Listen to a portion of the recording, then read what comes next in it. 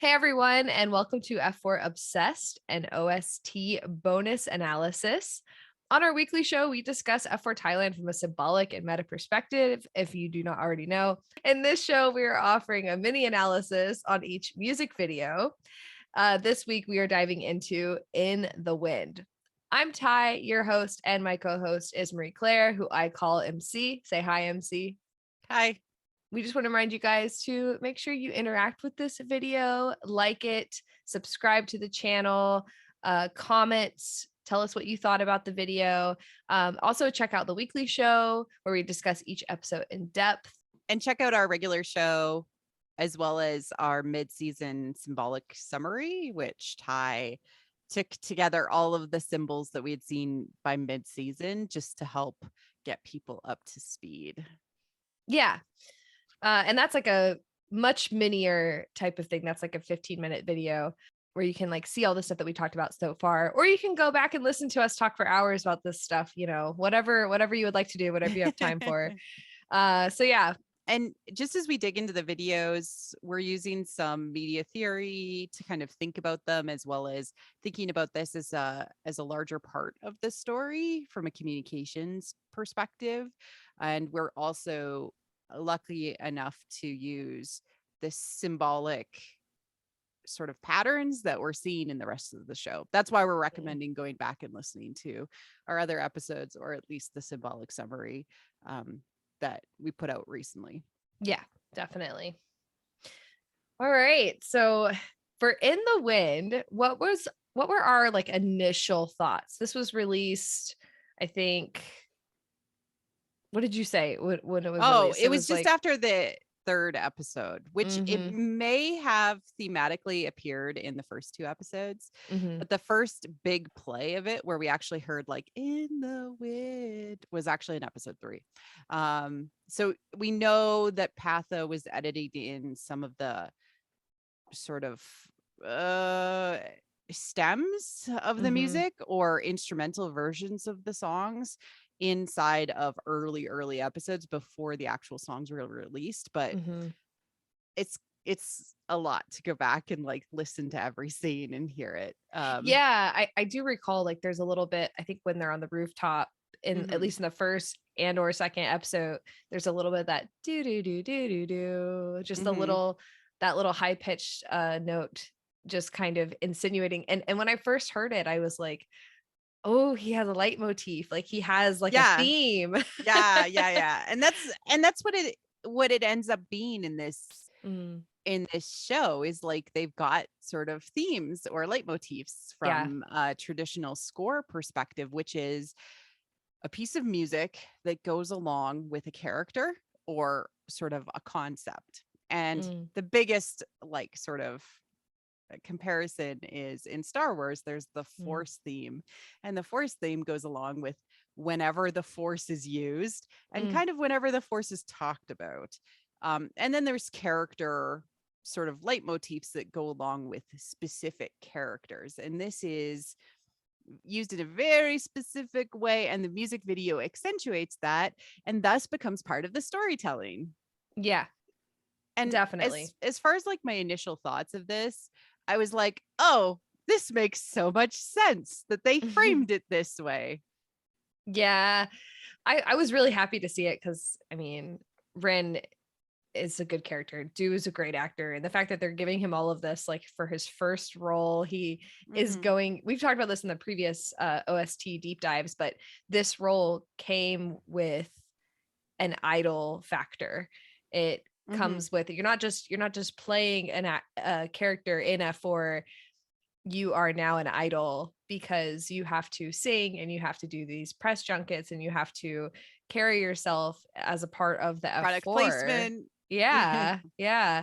So with Du and the fact that this was the first music video we got out of the show that is a solo, so the fact that it starts with him and the fact that he's probably the freshest out of all of the actors, it was really surprising. I was very proud of him. even that early on, I was like, oh my God, he's doing so well. This is so exciting. And what this particular song does is actually it reframes his detachment from society to detachment from Goya, but specifically that he is too shy to act upon his feelings. It does. Whereas like in other versions, he is either too lazy or too disconnected from the world for general reasons, like he's autism spectrum, you know, or just doesn't understand society, or just doesn't care. Like there's a lot of coldness about his character in previous versions. This one is, I choose to not interact. Yeah, but it's also a little more than that. It's like I would say like Red's character is, he knows that he's not I don't want to say worthy, but he knows that he's not the right one for Goya. Like, and that's a self-awareness that we haven't gotten in previous iterations of the character. Like, and sometimes it's framed like he loves the main lead, like Tsukasa, more than he loves the idea of like trying to fight for the main female lead. Like, in some versions it's kind of played like that, like you know, I love you both and so I want you to be happy together. But there's something that's kind of lingering at the end of this music video that now I'm like, question mark.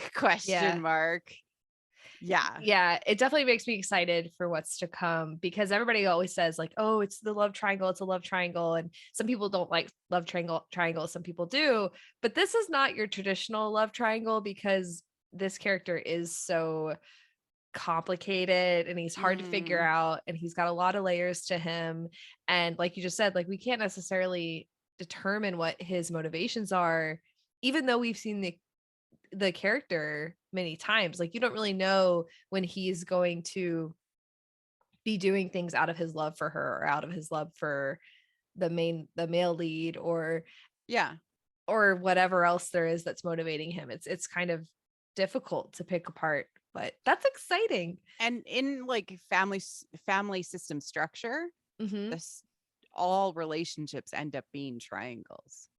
Right? There's always going to be a third point that is helping support the primary two. Absolutely. And this is like a song that's like saying where that's coming from. Oh boy. I have a lot to say about that as well. So excited. It's awesome. Yeah. Do you want to dig into the lyrics? Yeah, sure. All right. Lyrics. Oh my goodness. Okay. So like just on surface, it is literally like a silent plea. Like it's not even being said directly to her. It's being said to the wind. Yeah. But it is just like stating exactly what he wants. But it has and I don't know if you're familiar with this type of poetry, but it has a very like modern day version of a Petrarchan poetry setup. Okay, I do not know what that is. Okay, so Petrarchan poetry was actually Francisco Petrarch was a Renaissance poet that did very classic poetry, but it put women on pedestals. Like it would literally like say like, you're too far above me, your neck is like an ivory tower, your lips are like golden, like you know, like that of the red rose. Like it was like that, right? It's not like that in that he's focusing on her in a way, right? Like and her physical or personality experience, like who she is. But it is coming from this courtly love and romance concept that we can never be together, but I will always be there to like rescue you or protect you or be there for you, which is a lot of the Petrarchan poetry. Like the women were always like on this pedestal that they could never be, but they loved from afar. And that was always like the key to it. It was always unreciprocated love. and that like it but generally speaking, the lyrics give me the same vibe as Every Breath You Take from The Police. Yeah, I agree. So yeah, that's what I took away from it. It was like a modernized version of it because it's focused on the internal monologue of the character of Ren, right? But it's never meant to be said directly to, you know, the loved one Goya. It is just like a self-commitment or a reaffirmation of where he comes from. Well, you know, it's really funny that you bring that up because courtly love, you know, that's a very big like mythic type of thing, especially with if you study Joseph Campbell, and what he talks about, sort of the myths of like Arthurian legend, and especially with courtly love. And yeah, Campbell talks a lot about troubadours and how they brought about this myth of true love, not myth as in it's false, mythology and folklore, and how these troubadours that went around the countryside and like sang their tunes about, most of them were about love, or they were about at least maybe men that rode off to do great heroic deeds because of love. Everything kind of came back to this idea of romantic love, and not that that was revolutionary at that time. It was just that it was being shared on a more of a wide scale. It was revolutionary to do things for the sake of love at the time when the troubadours were talking about it. And in this concept of courtly love, it was considered to be more pure to love somebody who you could never return your love. Right. That's what I was going to get at. Exactly. Because before, and again, it just depends on like what, you know, how you want to look at society, where you want to look at it during which time. But there was a notion of marrying for property and marrying for certain types of status and whatnot, and just like good health. But this idea of courtly love and this idea of the, you know, romantic love, that brought with it this idea of kind of this new individualism and a new way to look at like oneness. And then when you marry someone, you're creating a new oneness. So all of this is just kind of in the back of my head for sort of the stuff I want to pick apart with Ren as being Lancelot, because he, to me, represents Lancelot, but in such a complicated way that I really want to dig into that myth once we get to that. So sure. What else can we find in the lyrics? It is it calls out exact motivations. It does. Yeah. Like, let me be your comfort, let me take away your sadness, like that. Yeah. And also like everything you do makes me love you more. Yeah. Right? And so it's like, it's motivational in like where it's coming from. It's motivational in what he's promising to do. And it's also like showing that he's just not willing to cross the line of actually explaining it to her exactly how he feels. It does ask if it would be great if she could read his mind. Right. Yes. Which means that if Goya was ever, and this is to something I said in the show, if Goya was ever interested in him, he would totally be interested in her.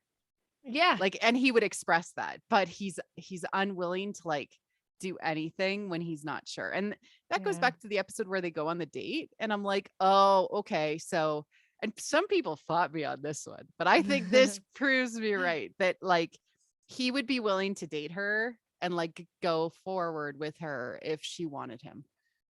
Yeah, I think so. I think that's pretty easy with this particular version of the character. With the other versions of the character, it's like a lot more complicated. But with this one, it's like like the moment when they're together towards the end of the date with the birds, right before the birds, where he is asking her like, is this better? Like, are you sure this is better? Yeah. We have the light behind them, the sunlight behind them, which is like, you're supposed to kiss in this moment. And everything was set up to happen. And he was there and she got distracted by birds, which was Tom. Symbolically. And so he's like, oh, okay. Well, and that's that's like, simply put, he was giving her the opportunity to say it. And if she would have said that she was, yes, like, this is better or whatever, like, they would have kissed, but that's not what happened. So, and there's an idea of, like, in other versions as well as in this version, like, there's that idea that he's just, like, testing her true feelings for Tom, but, like, no, he has his own feelings about her that he's trying to figure out. Yeah. And yeah, but so. he's not willing to be anything but silent and supportive. And it's really interesting that we have previously called him out as the lover archetype, because literally, like, he ends up becoming like the ultimate, like, courtly lover. Yeah. In this song, right? In this song, it's showing, I'm willing to be your hero even if I don't get any credit and you don't even realize I'm there. He's Lancelot. Just saying. Yeah, no, you're not wrong. I love it so much. It's all good. You're so good. You're so correct. I was like, oh, Ty made all these notes on this. I don't need to. Yes. Perfect. I love it. All right. Do you want to go to the visuals, or is there anything else in the lyrics? Okay. Let's dig into it, because there's some really interesting things happening. Just even as we start out, he starts out on a boat. I'm on a boat. So this ties back to some of the things we've seen repeated as well, is that although he's a fire sign, Aries, he's also deeply associated with water. Yeah. Because he's chill and cool, and like his car is a Maserati, which has the Neptune symbol on the front, and it's blue. And then in Who Am I, he is underwater in his trapped, cursed train car. Like, Ren is associated with water as his, like, core element.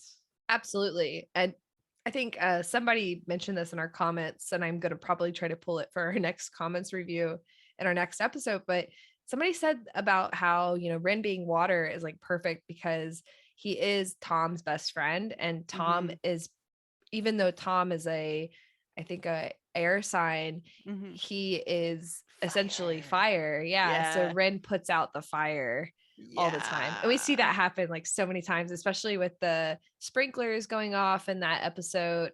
He sets the sprinklers off, and it's funny because he sets it off with fire, but then the water comes down. But all of that was started by Tom's red card. So yeah.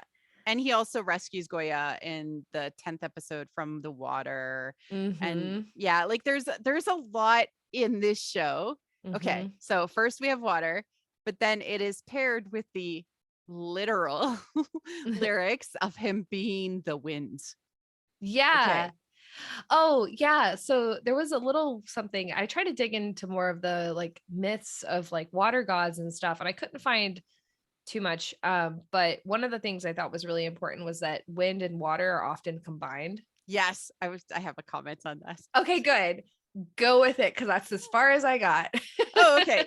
So, like, wind not being present, right, on the water means everything is still and you don't notice anything and there's nothing to be worried about. But as we progress through the song and the music video, we notice that if the wind needs to take action, it actually evokes a storm that we see present in his wardrobe change.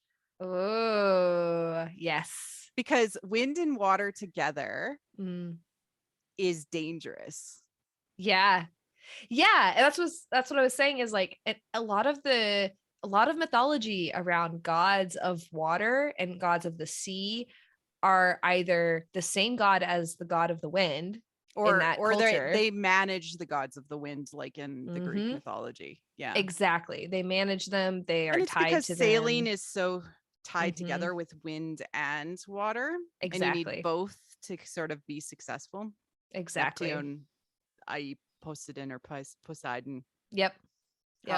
Is the same. And the fact that we've seen him in his Maserati with his Neptune symbol, I'm like, oh, okay. So he can bring a storm if he needs to, but most of the time he's going to be gentle and calm, and especially when it's around Goya. Exactly. Yep. Yeah. Exactly. And how we start this whole thing is like framing literally the story of how they met. Yeah. It's all through Rin's like perspective of Goya. Yeah. All of the shots that they're using from the show. And like there's this line like, I never want you to see me, and he's sort of like playing shy on the boat. So it is framed from like in music video theory, there's like a concept of narration. Yep. He is narrating his point of view of Goya. Yeah. Yeah. And he's holding the white cutter there. Yeah. Which is slightly moving in the wind, which is cute. Yeah. And one of the things that I wanted to bring back to was like just the white cutter symbolism. It goes right along with the song. And if you don't remember, I had pulled it from an actual Thai, like a nursery in Thailand that had posted what white cutter means in like Thailand. Yeah. And it means, and it's a quote. It's like a, like a lot of interpretations on, especially from an Asian perspective. When it comes to symbols, they have like a very long, complex title, like it's a very big thing. But this one in particular, for the white cutter flower, which is his flower, means if you do not look at me, it's okay, because after all, I'll always have you. Oh, yeah. Then it goes like, I mean, that's literally the song. So like, I'll always be here, always be in the wind. Like, it's fine if you don't even notice me. Oh, exactly. It's great. And then we sort of move on to the chorus, and like he's talking about how he never wants her to see him.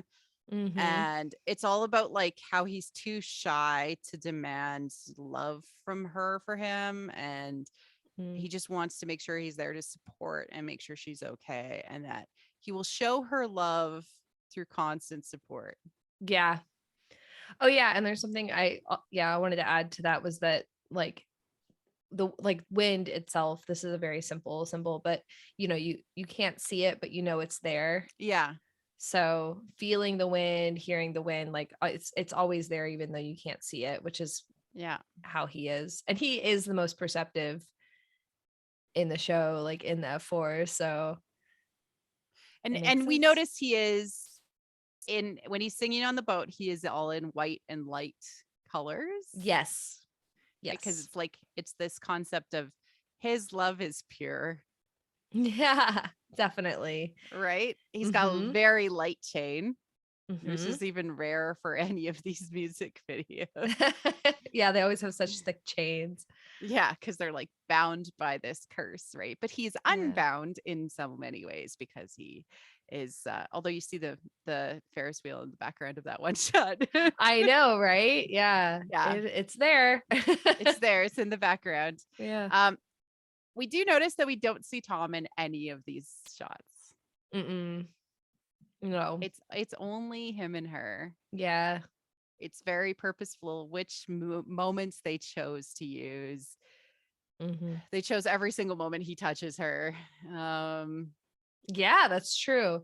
They even chose a moment where she's actually looking at Tom, but they cut it to make it look like she's looking at him. Yeah. It's very weird, but I mean, it makes sense, right? Because it's his perspective. It's what he's experienced. Exactly. Yeah. So switching from the white to the black. Oh God. Okay. So then there's like a phase 2 of this music video. Phase 2. Phase 2. And suddenly he's wearing a black jacket. And he's standing on line or on land, sorry. And it's like he's like decided to take action. Yeah. Yeah. He's no longer like in the wind. I'm invested in this. Yeah. Yeah. He's not on the water anymore. Okay, so I wanted to, so you've brought this up a few times about how Ren is willing to be her white knight. Yeah. And what did you mean when you said that? So like he's willing to go and fight for her honor when nobody else is willing to do that. But did you know what White Knight? Did you know? Okay, I was gonna say, I'm like, did you know that? Like, yeah. Okay, so it comes from. But then I made a joke about how he's willing to be the Black Knight, which is also an Arthurian joke. Did you know that too? Yes, I do, because yes. But like, I make these jokes and I'm like, I'm so funny, and then I don't explain anything. No, you don't. I had to do all this digging.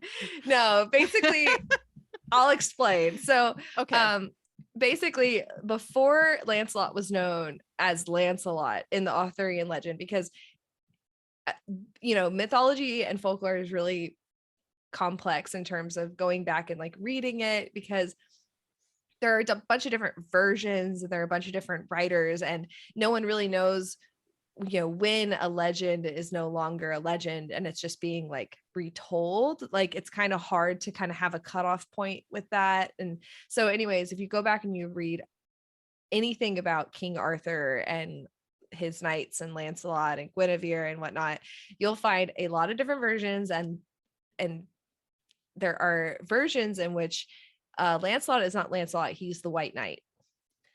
He's referred to as the White Knight. And it's not until later in history that he gets a name, and that's where we get Lancelot. So just like a few things, Lancelot is known for being, I guess in the modern day, he's mostly known for like stealing Lady Guinevere from King Arthur. Yeah, but like back then that didn't happen.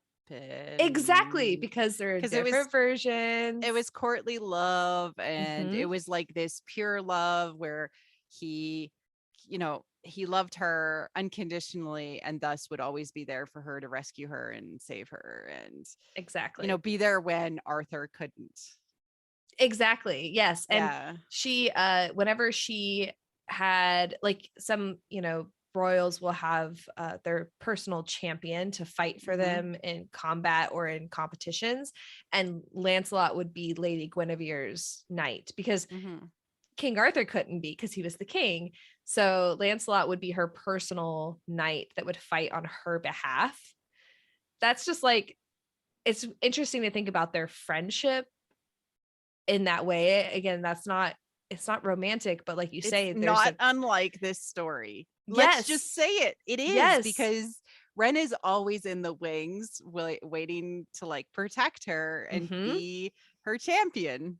Exactly. And he's not taking her away from Arthur, which again, later in the iterations of the King Arthur tale, we see more and more of this idea that Lancelot and Guinevere's love was truer, and therefore they were meant to be together, and it was a forbidden love, but it was true love, and therefore like people romanticized it. But in earlier versions, it was very much that Lancelot was just, he was there, he was always by her side. And so one of the things was like that Lancelot is often depicted as depressed, and he's always very sad. He's a very sad boy. That's another reason why he becomes so sympathized with and so romanticized later on. Yeah, and like all Arthurian legend is just as valid as any other Arthurian legend, because it's basically all just fan fiction of the same folklore. It really is. No, and seriously, right? I was thinking about that too. Yeah. In some ways, later authors wrote fix-it for Lancelot and Guinevere. It's exactly the same as like Han and Leia, Luke and Leia kind of stuff. Like this has been going on since forever. But yeah, so some like one fan version fiction isn't new. I hate to tell those people that hate fan fiction on the internet, but you writing anything at all is basically fan fiction. Exactly. And like one version will condemn their love, another version will glorify it, another version will like romanticize it, but like they won't go through with it, kind of thing. And other versions simply don't have it in there at all. And then you have Name of the Rose, where it happens, but it was like a post-fic where she ran off to a nunnery. Every version is out there, just like any fanfic you can imagine, it's out there. but yeah, so but basically iteratively, and like in terms of who this character is as a mythic character, he is a romantic hero with flaws. He's got a lot of flaws, and that's what makes him so lovable, and that's why his story will keep being told. And then another fun tidbit was that later in some versions of King Arthur's stuff, Arthurian legend, he disguises himself as the Black Knight. Yep. And at one point, he even disguises himself as a Red Knight, or the Red Knight, you know, because like in Arthurian legend, we get the Green Knight, we get the Red Knight, we get all of those. But so Lancelot is someone who disguises himself, and it's typically on behalf of completing a quest for Lady Guinevere. So I will be whatever you need me to be. I will be your White Knight. I will be your Black Knight. I will even be your Red Knight. Yeah. And so this gets me to like, you know, later on in the music video. So we have this introduction of this Black Knight character in the music video. And when I was, you know, rewatching it with this lens, I'm like, wait a second, he donned a dark cloak. Yeah. i.e. he's willing to be a villain to save her. Yeah. Which is very hot. Yeah. Oh, it's very hot. He has the potential to go back and forth. Yeah. And that's dangerous. Like that's very dangerous.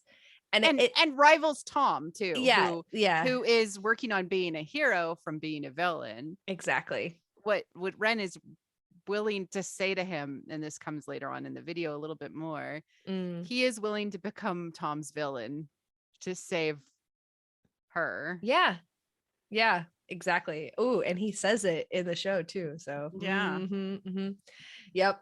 So I have a little snippet of a King Arthur.